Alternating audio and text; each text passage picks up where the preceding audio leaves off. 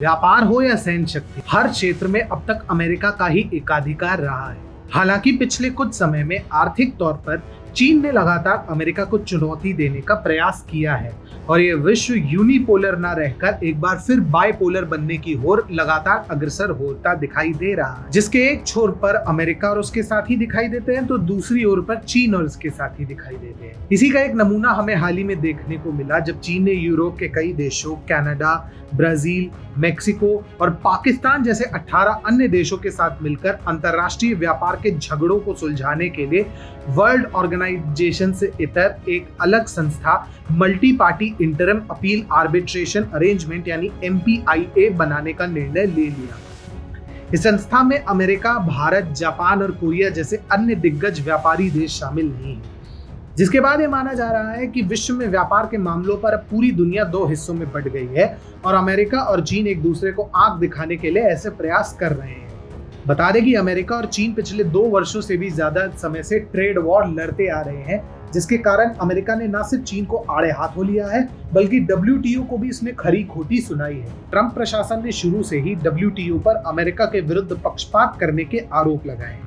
इसी के बाद वर्ष 2017 में अमेरिका ने WTO की ट्रेड डिस्प्यूट बॉडी में नए जजों की भर्ती पर रोक लगा दी थी, जिसके बाद पिछले वर्ष दिसंबर में यह बॉडी पूरी तरह से निष्क्रिय हो गई।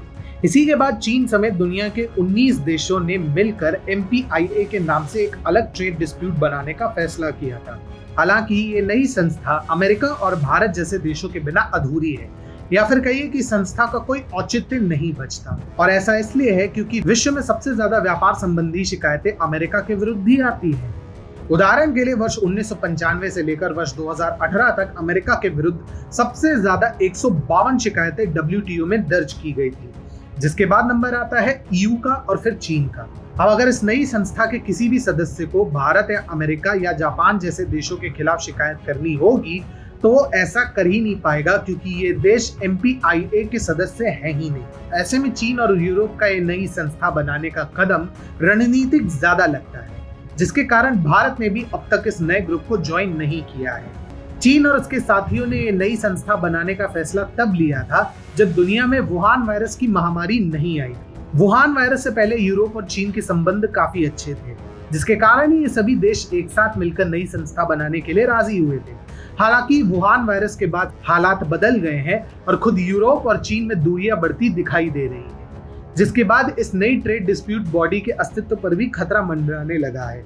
वुहान वायरस से पहले चीन जमकर इस विश्व को बाइपोलर बनाने का प्रयास कर रहा था। हालांकि वुहान वायरस के बाद शायद ही ये चीन का सपना कभी पूरा हो पाएगा।